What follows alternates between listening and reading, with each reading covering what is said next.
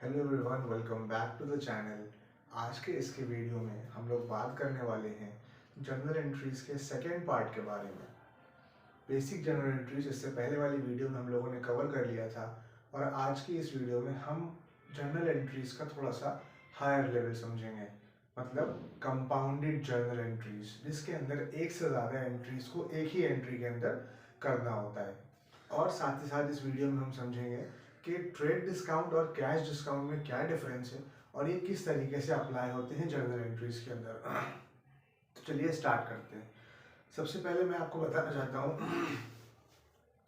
कि देखिए डिस्काउंट क्या होता है। बेसिकली जब कोई कस्टमर हमसे कुछ परचेज करता है, मतलब हम जब सेल करते हैं गुड्स, तो हम उसको डिस्काउंट देते हैं। या अगर हम लोगों ने रॉ मटेरियल कहीं से परचेज किया है तो हम उससे डिस्काउंट लेते हैं। डिस्काउंट अलाउड और डिस्काउंट रिसीव्ड हो गया। तो इसमें डिस्काउंट बेसिकली आप ये मान लीजिए कि डिस्काउंट जो होता है वो दो तरीके का होता है। एक हो गया आपका कैश डिस्काउंट और दूसरा आपका हो गया ट्रेड डिस्काउंट। ट्रेड डिस्काउंट, ये दो डिस्काउंट होते हैं।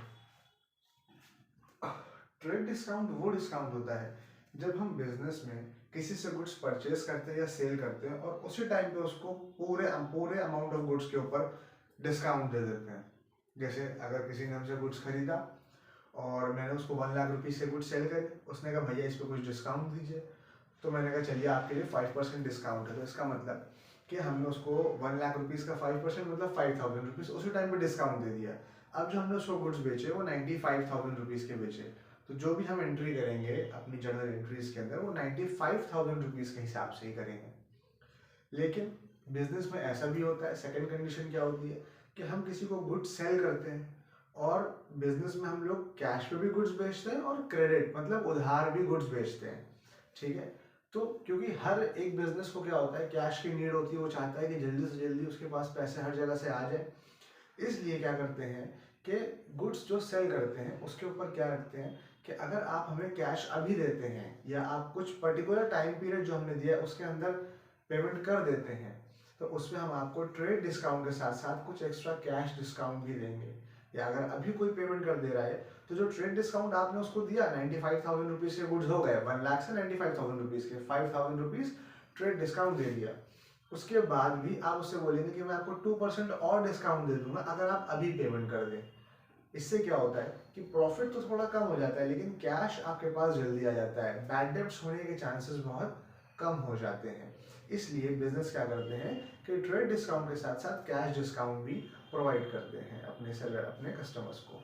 तो ये कैश डिस्काउंट और ट्रेड डिस्काउंट होता है। मेन डिफरेंस क्या है कि जब हम जर्नल एंट्री करेंगे तो उसके अंदर ट्रेड डिस्काउंट जो होगा वो हमें मेंशन नहीं करना है। ट्रेड डिस्काउंट बस हमें कैलकुलेट कर लेना है, उसको माइनस करके कॉस्ट प्राइस में से, सेलिंग प्राइस में से, फिर जो अमाउंट बचेगा उसके उसके हिसाब से ही एंट्री करेंगे और ट्रांजेक्शन करेंगे।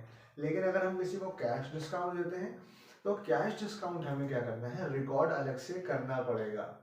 एक और इम्पॉर्टेंट बात है, कैश डिस्काउंट के साथ क्या होता है, फॉर एग्जाम्पल हमने किसी को 1,00,000 रुपीज़ के गुड्स बेचे, उसको 1,05,000 रुपीज़ के थे, मैंने उसको 5,000 रुपीज़ ट्रेड डिस्काउंट दे दिया। अब मैंने उसको 1,00,000 रुपीज़ के गुड्स बेचे। उसने कहा मैं अभी आपको हाफ पेमेंट कर दूंगा, आप मुझे कैश डिस्काउंट दे दें। तो मैंने कहा उससे कि मैं 2,000 रुपीज़ आपको कैश डिस्काउंट भी दे दूंगा, मतलब 2% कैश डिस्काउंट दे दूंगा। लेकिन 2% कैश डिस्काउंट उस अमाउंट पे दूंगा जो वो अभी पेमेंट कर रहा है। अभी उसने बोला वो हाफ पेमेंट कर रहा है, हाफ पेमेंट का मतलब 50,000 रुपीज़ का, तो मैं उसका 2% उसको डिस्काउंट दूंगा, ना कि ये कि मैं पूरे 1,00,000 रुपीज़ पे उसको डिस्काउंट दूँ। सो एक ये चीज़ भी पॉइंट ध्यान में रखना है। मैंने जो क्वेश्चन इधर लिखा है, इस क्वेश्चन के अंदर मैंने इन बातों को ध्यान में रख के लिखा है। चलिए तो अब क्वेश्चन स्टार्ट करते हैं, इसकी हेल्प से आप लोग को ज़्यादा अच्छे से समझ में आ जाएगा। एक फटाफट से डायग्राम बनाते हैं, फॉर्मेट बनाते हैं, सॉरी, जर्नल एंट्रीज का फॉर्मेट क्या होता है हम सबको मालूम है। सबसे पहले यहाँ पे एक डेट का कॉलम होता है, डेट के बाद फिर हम एक कॉलम फटाफट पार्टिकुलर, पार्टिकुलर के बाद एक कॉलम लेजर फोलियो, पतला सा होता है बिल्कुल, इसको इस तरीके से छोड़ देते हैं और अमाउंट डेबिट और अमाउंट क्रेडिट हो जाएगा। बस ये हो गया फॉर्मेट। चलिए अब पहली एंट्री पढ़ते हैं क्या लिखा हुआ है। पहली एंट्री में क्या लिखा है, bought goods from Vishnu for ₹1,00,000। ठीक है, 1,00,000 के गुड्स हम लोगों ने विष्णु से परचेज करे। उसके बाद क्या कह रहे हैं, at 20% trade discount and 5% cash discount. 20% trade discount and 5% cash discount. Paid the full amount at the time of purchase. पूरा पेमेंट उसी टाइम पे कर दिया। सबसे पहली बात कि हमने गुड्स कितने के परचेज करे, परचेज करे हमने गुड्स 1,00,000 के, उस पर हमने 20% ट्रेड डिस्काउंट दे दिया। तो आपकी इजनेस के लिए बता दूं फिर से कि 1,00,000 का 20% कितना होता है, 20/100, 0 0 0 मतलब 10,000 टू दैट 20,000 रुपीज। 20,000 रुपीज हमने उसको डिस्काउंट दे दिया। तो अगर हम 1,00,000 में से 20,000 रुपीज माइनस कर दें तो हमारे पास बचा 80,000 रुपीज। मतलब जो मैंने उसको गुड्स बेचे जो 1,00,000 रुपीज के थे, वो मैंने उसको 80,000 रुपीज के बेचे। चलिए ठीक है, समझ में आ गया इतनी बात। अब आगे क्या है, एंड 5% कैश डिस्काउंट। एक बात और ध्यान में रखने वाली है यहाँ पे कि जो 80,000 रुपीज अमाउंट बच रहा है, इसका हम 5% देंगे या फिर हम पूरा जो 1,00,000 रुपीज था उसका 5% देंगे। इसके ऊपर भी कंफ्यूज हो जाते हैं स्टूडेंट्स कि हमने क्या करा, 1,00,000 का 20% निकाल दिया, 20,000 माइनस कर दिया, और 1,00,000 का 5% भी निकाल दिया और 5,000 माइनस कर दिया। तो नहीं, ये गलत हो जाएगा। जो अमाउंट बचा, जितने रुपए के हम गुड सेल कर रहे हैं 80,000 रुपीज के, उसका हम 5% देंगे। तो 80,000 रुपीज का 5% कितना हुआ बेटा, 4,000 रुपीज हुआ।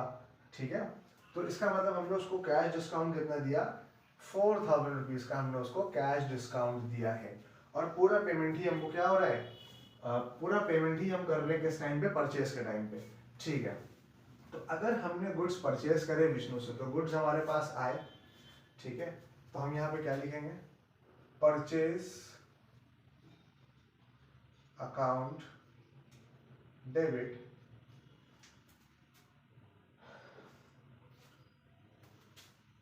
Discount, purchase account debit to cash account.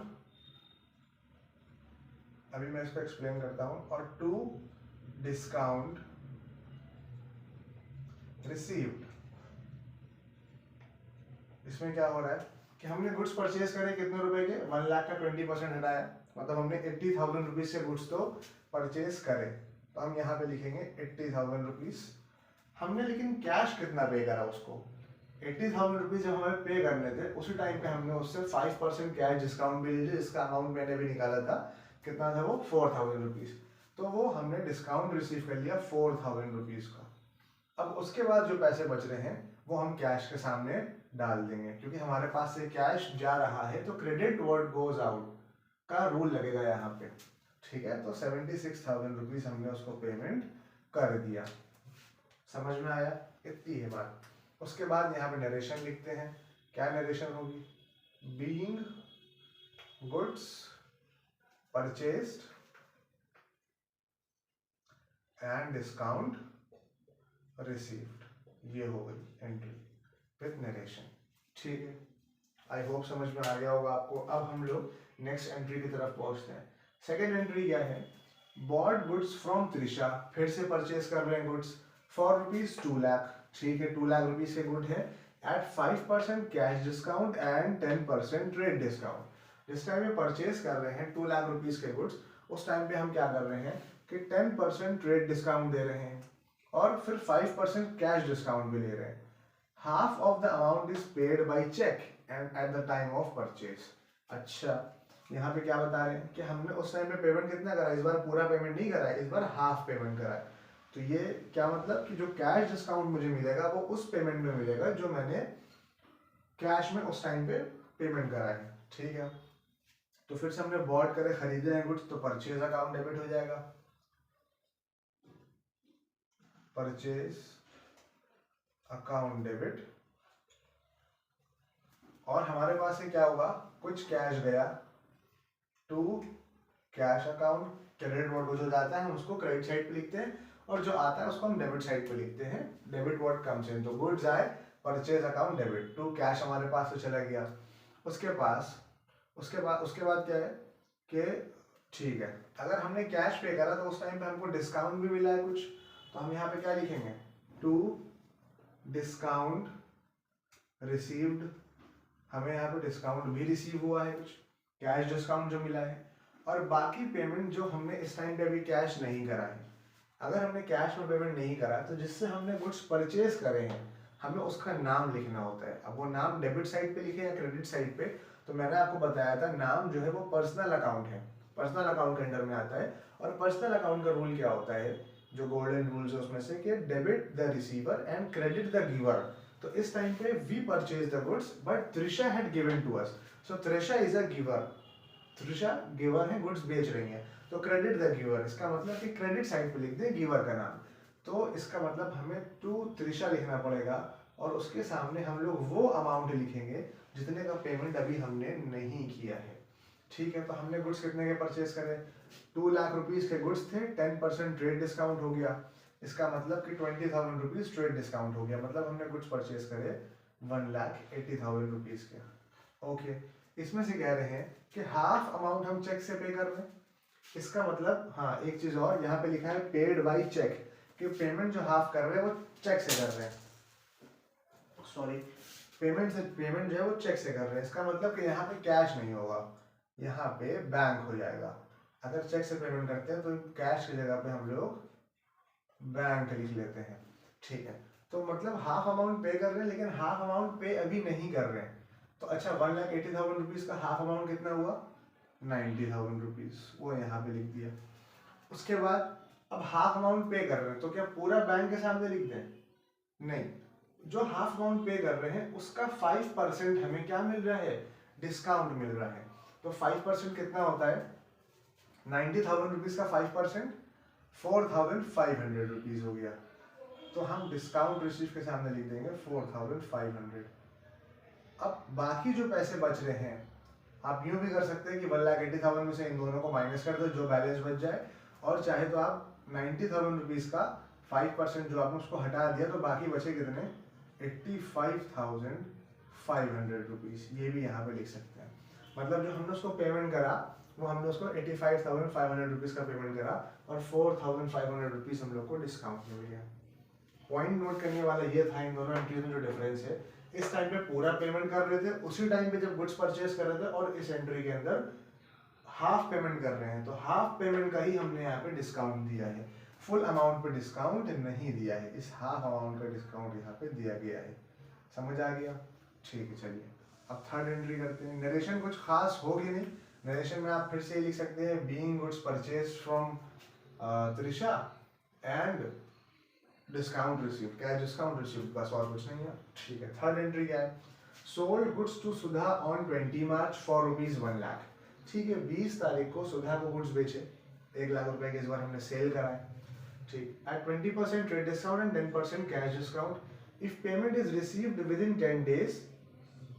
अच्छा, ये जो कैश डिस्काउंट है ये हम उसको तब देंगे अगर हमें पेमेंट 10 दिन के अंदर दे दे। इस एंट्री में क्या था कि हाफ पेमेंट अभी मिल रहा था, बट इसमें अभी नहीं मिल रहा है, लेकिन बिजनेसमैन के ऊपर है, उसने क्या कंडीशन रखी कि ठीक है अभी नहीं, अगर आप 10 दिन के अंदर भी पेमेंट कर देंगे तो भी हम आपको कैश डिस्काउंट दे देंगे। ठीक है, तो फिर क्या लिखा है, she paid half the amount on 26 March and 30% of the remainder on 31 March. मतलब उसने आधा पेमेंट गुड्स का कर दिया 26 मार्च को, 20 तारीख को गुड्स बेचे और 26 तारीख को उसने पेमेंट कर दिया, मतलब 6 दिन के बाद पेमेंट कर दिया, मतलब कि 10 दिन के अंदर पेमेंट कर दिया। कितना पेमेंट करा है, लेकिन हाफ अमाउंट पेमेंट करा है। तो अब हम क्या करेंगे कि हाफ अमाउंट पे निकालेंगे कैश डिस्काउंट। चलिए पहले क्या करते हैं, sold goods to Sudha on 20 March, 20 मार्च को सेल करा, लेकिन 20 मार्च को कोई कैश नहीं आया, तो एक नॉर्मल एंट्री होगी 20 मार्च की। 20 मार्च को क्या एंट्री हो जाएगी, 20 मार्च को Sudha debit to sales account, Sudha debit to sales account. क्यों होगा, क्योंकि सुधा एक इंसान का नाम है और रूल के अकॉर्डिंग क्या होता है, रूल सुधा जो है वो पर्सनल अकाउंट में आएगा, पर्सनल अकाउंट को हम लोग डेबिट साइड पे लेंगे, डेबिट द रिसीवर। तो Sudha is a receiver of goods, therefore we have written the name on the debit side. ठीक है, टू सेल्स अकाउंट, क्योंकि गुड्स हमने बेचे, गुड्स रियल अकाउंट के अकॉर्डिंग, रियल अकाउंट के अकॉर्डिंग जो रूल है, क्रेडिट व्हाट गोज आउट, तो गुड्स हमारे पास से जा रहे हैं, इसलिए हमने सेल्स अकाउंट क्रेडिट साइड पे लिखा है। तो हमने गुड्स बेचे 1 लाख रुपीस के, वो भी 20% ट्रेड डिस्काउंट पे। इसका मतलब कि हमने उसको गुड्स बेचे 1 लाख का 20% हटा दे तो बचे कितने, 80,000 रुपीज। 80,000 रुपीज के गुड्स हमने बेचे। और अभी ये जो ट्रांजेक्शन हुआ है ये बिल्कुल ही किस पे है, उधार है, कोई पैसे नहीं मिले। फिर 26 मार्च की बात आ रही है, तो हम यहाँ पे डेट लिख लेते हैं फिर से 26 मार्च। अब 26 मार्च को क्या होगा, इसके बाद नेक्स्ट एंट्री कि 26 मार्च को कह रहे हैं कि पेमेंट रिसीव कर रहे हैं, वो भी कितना, हाफ पेमेंट रिसीव कर रहे हैं 26 मार्च को। इसका मतलब कि हम यहाँ पे क्या लिख रहे हैं, हमारे पास पेमेंट क्या हो रहा है, कैश आ रहा है, तो debit what comes in, real account का रूल, कैश आ रहा है तो कैश अकाउंट डेबिट, कैश आ गया, ठीक है। और कौन गिवर है, कैश कौन दे रहा है, cash account debit to Sudha, Sudha giver है, to Sudha, credit the giver, इस बार कैश दे रही है सुधा। तो और हमारे पास कैश आ रहा है, सुधा ने कितना पेमेंट करा, हाफ पेमेंट, तो 80,000 रुपीज का हाफ कितना हुआ, 40,000 रुपीज, 40,000 रुपीज ये पेमेंट कर रहे हैं। लेकिन क्या हमें पूरा 40,000 रुपीज रिसीव होगा, जी नहीं, 40,000 हमें नहीं मिलेगा। क्यों, क्योंकि हमने क्या कहा है कि हम उसको 10% कैश डिस्काउंट देंगे। तो अगर हमें ये 40,000 रुपीज मिल रहे हैं तो इस 40,000 रुपीज का 10% कितना हुआ, 4,000 रुपीज। तो ये 4,000 रुपीज अगर हम हटा दें तो कितने बचे, 36,000 रुपीज। मतलब हमें कैश कितना मिलेगा, 36,000 रुपीज कैश मिलेगा, पूरे 40,000 कैश नहीं मिलेगा। अच्छा, तो 4,000 का डिफरेंस आ रहा है, ये कहाँ लिखा जाए, तो ये जो 4,000 रुपीज है ये हमारे लिए क्या है, पहले ये बताइए। अगर मैंने गुड्स बेचे 40,000 रुपीज के गुड्स थे, लेकिन मैंने उसको सेल कर दिया 36,000 रुपीज पे, तो 4,000 का मेरा लॉस हुआ या प्रॉफिट हुआ, देखा जाए तो अल्टीमेटली लॉस हुआ कि 4,000 रुपए नुकसान पे गुड्स बेचे हमने, तो 4,000 रुपीज लॉस है। और हम लोगों ने जो थर्ड रूल पढ़ा है अकाउंटिंग का, क्या था, नॉमिनल अकाउंट के हिसाब से, कि debit all expenses and losses, credit all incomes and gains. तो ये हमारा लॉस हो रहा है, तो इसलिए हम इसको डेबिट साइड पे लिखेंगे, क्या लिखेंगे, डिस्काउंट अलाउड, डिस्काउंट अलाउड भी डेबिट करेंगे। देखिए कंपाउंड एंट्रीज भी हैं, एक के साथ साथ दो काम हो रहे हैं, इसलिए हमने एक ही जर्नल एंट्री में दो काम यहाँ पे हुए हैं। तो 36,000 और 4,000 रुपीज का डिस्काउंट अलाउ कर दिया मैंने, ठीक है। तो 36,000 4,000 कितना हो गया, 40,000 रुपीज हो गया। अच्छा ठीक है, तो 26 मार्च को हम लोग के पास 36,000 रुपीज रिसीव हो गए, 40,000 रुपीज आ गए। अब कितने रुपए हमारे पास बचे, 80,000 के हमने गुड्स बेचे थे, 40,000 रुपीज हमको मिल चुके हैं, तो अब हमें उनसे 40,000 रुपीज और लेने हैं, ये 40,000 रुपीज लेने हैं। और ये आगे क्या बता रहे हैं कि 30% ऑफ द रिमाइंडर, रिमाइंडर मतलब बचा हुआ अमाउंट, कितने रुपए बचे हैं अभी, 40,000 रुपए बचे हैं, तो 40,000 रुपए का 30% का 30%, इसका मतलब 12,000 रुपए, 12,000 रुपए ये हमको और दे रही है, 30% ऑफ द अमाउंट ऑन 31 मार्च। लेकिन अगर हमने गुड्स सेल करे 20 तारीख को और ये हमें पेमेंट, और हमने 10 दिन का टाइम दिया, तो 20 से 30 तारीख तक 10 दिन हो गए, ठीक है। अब लेकिन 31 इसलिए अब ये ऑफर नहीं लगेगा और हम इनको डिस्काउंट नहीं देंगे। जो 30% पेमेंट हमें कर रहे हैं 12,000 रुपीज, ये हम यूं ही रिसीव कर लेंगे। ऊपर वाली मैं एंट्री रब कर देता हूँ ताकि समझ में आ जाए, इसी पे लिख दें, ठीक है।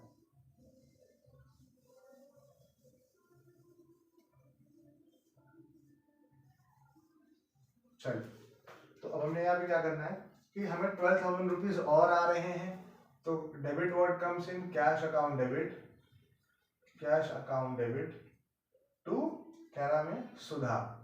सुधा ने मुझे 12,000 रुपीज और पेमेंट करा, तो हमने 12,000 रुपीज को और डेबिट कर लिया। फिर हम यहाँ पे नरेशन लिख देंगे, क्या नरेशन हो जाएगी यहाँ पे, being part payment received, part payment received from Sudha,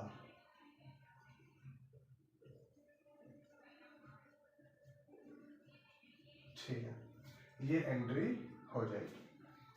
तो मुझे अब आप लोग को कंपाउंड एंट्री समझ में आ गई होंगी, ठीक है। इसी के बाद अभी हम लोग और आगे एंट्रीज करने वाले हैं जो आउटस्टैंडिंग से रिलेटेड, प्रीपेड एंट्री से रिलेटेड होंगी। मैं यहाँ पे क्वेश्चंस लिख लेता हूँ, उसके बाद आपको बताता हूँ, just a second. I have written some more entries over here related to bad debts, prepaid amounts and outstanding amounts, drawings, ये सब मैंने यहाँ पे लिखा है, ठीक है। तो पहली एंट्री क्या है, Ramesh who owed us 5,000 became insolvent। एक इंसान है, व्यक्ति है, महाशय है रमेश साहब, इनसे हमें 5,000 रुपीज लेने थे और ये इंसॉल्वेंट हो गए। इंसॉल्वेंट का मतलब इन्होंने डिक्लेयर कर दिया, अब उनके पास कुछ पैसे नहीं है, वो नहीं देंगे, उन्होंने बिजनेस बंद कर दिया। तो अब ये हमारे लिए क्या हो गया, ये एक हो गया लॉस, ठीक है। तो इसकी एंट्री क्या होती है, चलिए लिखते हैं यहाँ पे। तो जो लॉसेस हो जाते हैं इस तरीके के, उनको हम लोग बैड डेब्ट्स कहते हैं। तो हम यहाँ पे क्या लिखेंगे, बैड डेब्ट्स डेबिट,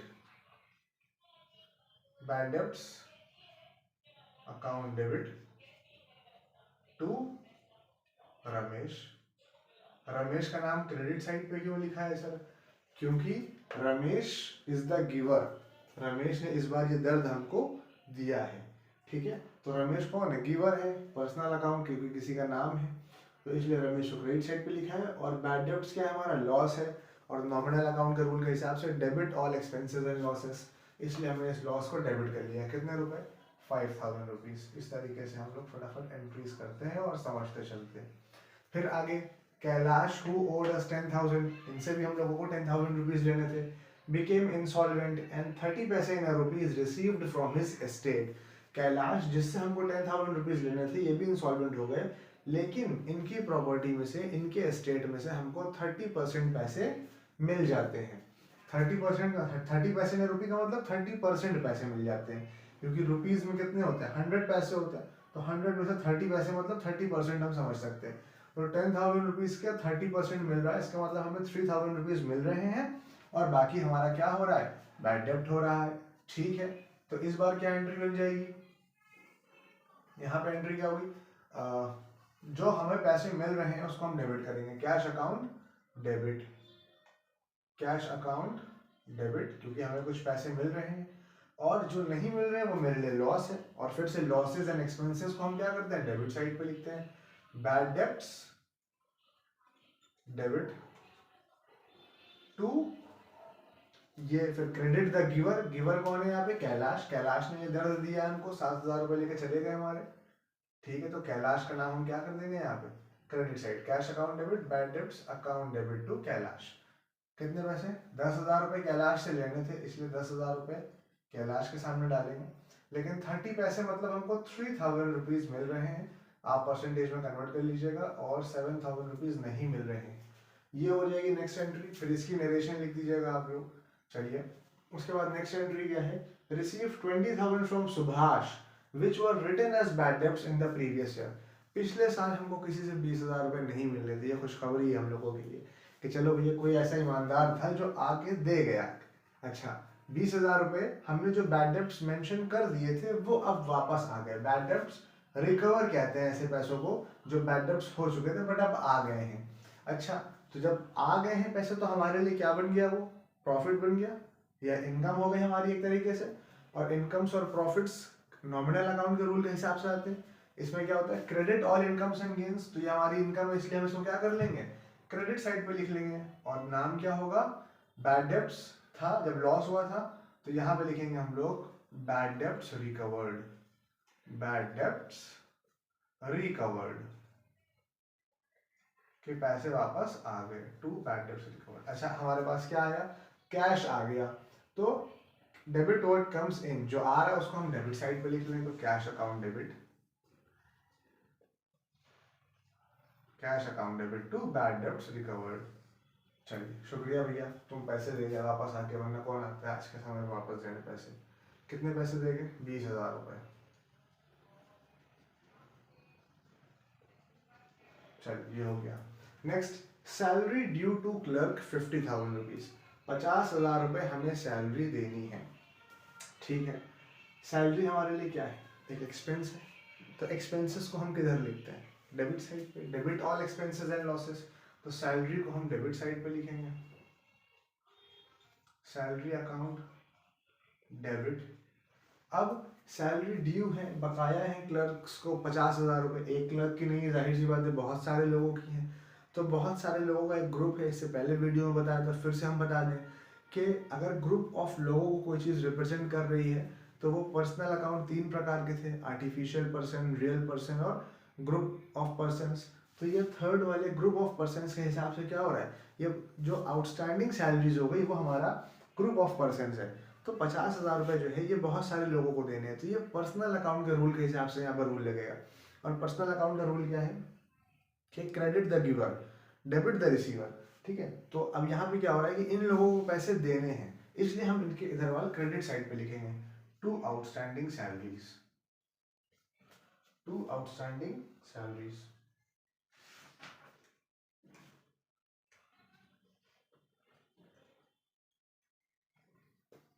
ठीक है, कितने पैसे, 50,000 रुपये। ये क्लर्क्स की पेंडिंग सैलरी है, हो जाएगा। ठीक है, out of the rent paid this year 10,000 is related to next year. अब ये एक प्रीपेड एक्सपेंस आ गया कि खर्चा तो अगले साल का था लेकिन हमने अभी ही पे कर दिया, तो जब तक के लिए अगला साल नहीं आएगा ये अमाउंट हमने उसको एडवांस दे के रखा है। तो क्या हो गया, ये हमारे लिए एक एसेट बन गया, अगले साल तक के लिए एसेट है। अगले साल जब आ जाएगा तो ये एसेट खत्म हो जाएगा, तो अगले साल तक के लिए ये हो गया एसेट। ठीक है, तो इसमें 10,000 रुपये हमने नेक्स्ट ईयर दे के रखा है। अगर आउटस्टैंडिंग सैलरी है, ये भी पर्सनल अकाउंट है, तो जो प्रीपेड एक्सपेंसेस होते हैं वो भी क्या होते हैं, वो भी होते हैं पर्सनल अकाउंट के हिसाब से। आउटस्टैंडिंग टू आउटस्टैंडिंग सैलरीज था, और यहाँ पे हो जाएगा prepaid rent debit to rent account. इस बार रेंट हमारे लिए खर्चा अभी नहीं है, रेंट हमारे लिए क्या है, अभी एसेट है। ठीक है, इस वजह से हमने सोचा सैलरी हमारे लिए खर्चा था जो हमें पे करना था, तो हमने डेबिट साइड पर लिखा, डेबिट एक्सपेंसेस एंड लॉसेस। लेकिन ये अभी हमारे लिए एक गेन बन के बैठा हुआ है, ये एसेट बन के बैठा हुआ है, इसलिए हम लोग रेंट का नाम क्रेडिट साइड पे लिखेंगे, टू रेंट अकाउंट। ठीक है, कितने रुपए रेंट पे करना है, 10,000 रुपये। नेक्स्ट ईयर का हो गया 10,000 रुपये। ठीक है, ये एंट्री हो गई, चलिए समझ में आ गई बात। अब कह रहे हैं provide 10% depreciation on furniture costing 50,000। अब 50,000 रुपये की एक फर्नीचर है, उसके ऊपर हमें डिप्रिसिएशन लगाना है। डिप्रिसिएशन का मतलब किसी भी चीज़ की वैल्यू को कम करना। तो अगर किसी चीज़ की वैल्यू कम हो रही है इसका मतलब कि वो लॉस हो रहा है। ठीक है, तो डिप्रिसिएशन एक तरीके से क्या है, लॉस है। तो इस बार हम इसको लॉसेस को फिर से हम डेबिट कर लेंगे, डिप्रिसिएशन, डिप्रिसिएशन डेबिट। और किसके ऊपर लॉस लग रहा है, किसके पास से चीज़ जा रही है, फर्नीचर के पास से, depreciation debit to furniture, depreciation debit to furniture हो जाएगा। यहाँ पे 50,000 रुपीज़ का फर्नीचर था लेकिन 10% डिप्रिसिएशन लग रहा है, तो 50,000 का 10% कितना हुआ, 5,000 रुपीज़ डिप्रिसिएशन लग रहा है यहाँ। ठीक है, ये एंट्री हो गई। अब दो एंट्रीज और बची हैं, फटाफट इनको भी कर लेते हैं। Provide 12% interest on capital amounting to rupees 10 lakh. अच्छा, अब इसकी क्या एंट्री होगी, 10 लाख रुपीज़ एक बिजनेसमैन ने अपने बिजनेस में लगाए, जो पैसे उसने लगाया उसको कैपिटल बोलते हैं। अगर 10 लाख रुपीज़ उसने बिजनेस में लगाए हैं तो बिजनेस से वो कुछ प्रॉफिट भी इनकर करेगा, लेकिन जो उसको इंटरेस्ट ऑन कैपिटल मिल रहा है क्या वो प्रॉफिट है, नहीं, वो प्रॉफिट नहीं है। ये तो एक रेगुलर ड्यूटी है कि किसी ने अगर मान लीजिए, देखिए हम बिजनेस को और इंसान को दोनों को अलग अलग समझते हैं अकाउंटिंग के पॉइंट ऑफ व्यू से। वैसे तो यूँ कहते हैं कि बिजनेस मेरा है, मेरा बिजनेस है, लेकिन अगर अकाउंटिंग के बेसिस पे देखा जाए तो बिजनेस और ह्यूमन बीइंग जिसने पैसे लगाए हैं उस बिजनेस में, वो दोनों बिल्कुल अलग हैं। तो अगर अगर बिजनेस में पैसे लगाए हैं तो बिजनेस की रिस्पॉन्सिबिलिटी है कि वो उसको कुछ प्रॉफिट अर्न करके दे या उसको कुछ इंटरेस्ट दे, एक फिक्स रेट ऑफ इंटरेस्ट दे। जब जितने पैसे लगाए हैं बिजनेस में उसमें वो उसको इंटरेस्ट दे देगा, उसके बाद जो बचेगा वो एक्चुअल में बिजनेस का प्रॉफिट होगा। ठीक है, तो बिजनेस के पॉइंट ऑफ व्यू से अगर देखा जाए, इंसान के नहीं, इंसान के हिसाब से तो अगर इंटरेस्ट मिल रहा है उस इंसान को तो वो उसके लिए प्रॉफिट हो गया, लेकिन बिजनेस में से पैसे जा रहे हैं बाहर, तो हमें बिजनेस के पॉइंट ऑफ व्यू को देखते हुए यहाँ पे एंट्रीज करनी है। तो बिजनेस से अगर पैसे जा रहे हैं तो बिजनेस के लिए वो क्या हो गया, बिजनेस के पॉइंट ऑफ व्यू से वो जो इंटरेस्ट जा रहा है वो लॉस हो गया, और लॉसेस को हम कहाँ लिखते हैं, डेबिट साइड पे लिखते हैं, ठीक है। तो हम यहाँ पे इस वजह से लिखेंगे कि interest on capital debit, interest on capital debit to capital account. ये क्यों लिखा है सर, क्योंकि जो पैसे बिजनेस में लगाए हैं बिजनेसमैन ने वो उसके इंक्रीज हो जाएंगे, कैपिटल बढ़ जाएगा, तो कैपिटल में वो चीज़ क्या हो गई, गेन के तौर पे शामिल हो जाएगी। और क्रेडिट और इनकम्स एंड गेन्स, इसलिए हमने कैपिटल को क्रेडिट साइड पे लिख दिया, मतलब कि कैपिटल बढ़ रहा है लेकिन इंटरेस्ट ऑन कैपिटल का मतलब उसका लॉस हो रहा है। 12% 10 लाख रुपए का कितना हो गया, 1,20,000 रुपए, तो यहाँ पे लिख दिया 1,20,000 रुपए, ठीक है। ये एंट्री हो गई कि इंटरेस्ट ऑन कैपिटल आपने प्रोवाइड कर दिया, ठीक है। नेक्स्ट एंट्री क्या होगी, charge interest on drawings, next entry है।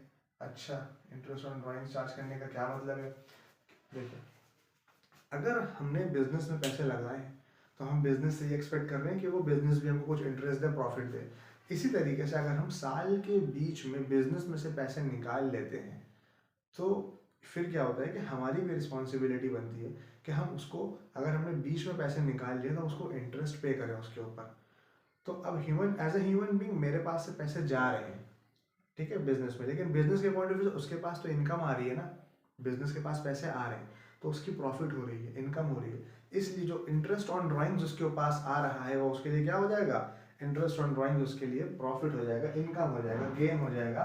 और इसीलिए नॉमिनल रूल के अकाउंट से हम, नॉमिनल अकाउंट के रूल के हिसाब से हम लिखेंगे टू इंटरेस्ट ऑन ड्राइंग्स, कि इंटरेस्ट ऑन ड्राइंग्स क्या है, प्रॉफिट है, ठीक है। To interest on drawings, to interest on drawings, और इंटरेस्ट ऑन ड्राइंग्स को हमें चार्ज करना है 8,000 रुपये, तो हम यहाँ पे क्या लिख देंगे, 8,000 रुपये यहाँ पे लिख देंगे, ड्राइंग्स अकाउंट को डेबिट कर लेंगे क्योंकि ड्राइंग्स में पैसे आ जाएंगे, ड्राइंग्स अकाउंट डेबिट, क्योंकि ड्राइंग से पैसे आएंगे इसलिए हम ड्राइंग्स अकाउंट को डेबिट करेंगे। और इंटरेस्ट ऑन ड्राइंग्स अगर देखा जाए तो फर्म के पॉइंट ऑफ व्यू से इनकम है, और इनकम्स को हम लोग क्रेडिट साइड पे लिखते हैं, इसलिए हमने यहाँ पे लिखा है। समझ आ गया। तो मैंने आज आपको एंट्रीज बताया, जितनी भी थोड़ी सी एडवांस्ड एंट्रीज थी, specially related to nominal account entries थी, और कंपाउंडिंग एंट्रीज बताई। आई होप आपको समझ में आया होगा, आप इसी तरह बने रहें, और नेक्स्ट ईयर से पूरा एक सेशन लेके चलेंगे हम लोग 2023-24 का। क्लास 11 का भी एक रहेगा और क्लास 12 का भी एक रहेगा। तो अगर आप क्लास 11th में और क्लास 12th में जाने वाले हैं तो ये स्टार्टिंग है बिल्कुल, बस आपके एग्जाम्स के बाद से अप्रैल से हम लोग नया सेशन स्टार्ट करेंगे। तो थैंक यू वेरी मच, आज के लिए इतना ही, फिर बाद में मिलते हैं।